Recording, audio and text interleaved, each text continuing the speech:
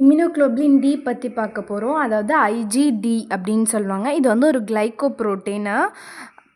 அப்புறமா வந்து இது பிளட் சீரத்துலேயும் இருக்கும். அண்ட் எல்லாத்தையும் கம்பேர் பண்ணும்போது இதில் என்ன ஒரு டிஃபரான ஒரு விஷயம் அப்படின்னா, எல்லாமே சீரத்தில் பிளட்டில் இருக்கும். அண்ட் ஐஜிஏ மட்டும் வேணால் கொஞ்சம் டிஃபராக செக்ரிட்ரியாக இருக்கும். ஆனால் இந்த டி வந்து பார்த்தீங்க அப்படின்னா surface of the B cell. B செல்லோட தோல் மத்திய அது மேலே ஒட்டிகிட்டே இருக்கும். அதுதான் இதில் இருக்கக்கூடிய ஒரு பெரிய டிஃபரு. இப்போ எல்லாத்துக்கும் இருக்க மாதிரி தான் 2 பாலிபெப்டைட் செயின் இருக்கும். அதில் 2 லைட் செயின், 2 ஹெவி செயின் இருக்கும். நம்ம லைட் செயினில் ஒரு வேரியபிள், ஒரு கான்ஸ்டன்ட், ஹெவி செயினில் ஒரு வேரியபிள், 3 கான்ஸ்டன்ட் இருக்கும். எல்லாத்துக்கும் இருக்க அதே ஸ்ட்ரக்சர் தான். இது வந்து ஒரு மோனோமேரு. அப்புறமா இப்போ லைட் செயின் இருக்குன்னு 2 லைட் செயின், அதில் கப்பா இல்லைன்னா லேம்டாவாக இருக்கலாம். ஹெவி செயினில் ஒரே ஆப்ஷன் தான் டெல்டாவாக தான் இருக்கும். இப்போது இந்த டி இருக்குல்ல, ஐஜிடி, இது ப்ரிமிட்டிவாக எந்தெந்த இடத்துலலாம் இருக்கும் அப்படின்னு சொல்லி பார்த்தீங்க அப்படின்னா, ஃபிஷ்ஷஸில் இருக்கும். கார்டிலேஜஸில் ஃபிஷ்ஷஸ்ஸு, மேமல்ஸ் எல்லாத்துலேயுமே இருக்கும். ஆனால் பேர்ட்ஸில் மட்டும் நம்மளுடைய டி வந்து இருக்காது.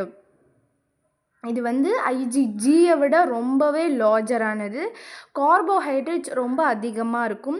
அண்ட் இதோடைய லைஃப் ஸ்பேன் பார்த்திங்க அப்படின்னா கொஞ்சம் கம்மி தான். 2லேருந்து 3 நாள் மட்டும்தான். அது வந்துகிட்டே இருக்கும், ஃபைட் பண்ணிவிட்டு ஒரு 3 நாள் கழித்து அது டிஸ்ட்ராய் ஆகி திரும்பி பி செல்லோடைய சர்ஃபேஸ் மேலேயே ஒட்டிட்டு திரும்பி வந்து அது ப்ராசஸ் நடக்கும். ஸோ இதுக்கு வந்து சப் கிளாஸஸ் இருக்குது.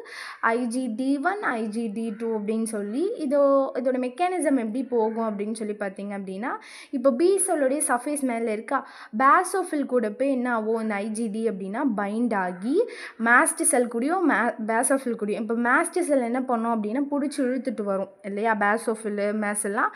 இது வந்து ஒரு ப்ரைமரி ஆன்டிபாடி இல்லைங்களா. ஸோ அது என்ன பண்ணோம் அப்படின்னா பிடிச்சி இழுத்துட்டு வரும், இந்த மாதிரி ஆன்டிஜன் வந்து இருக்குது அப்படின்னு சொல்லி. அது கூட போய் பைண்ட் ஆகி, ஏன்னா நம்ம பி செல்லுடைய தோல் மேலே இருக்குது. இப்போ பி செல் இது இருக்குது அப்படின்னா இதுக்கு மேலே தான் இது இருக்குது.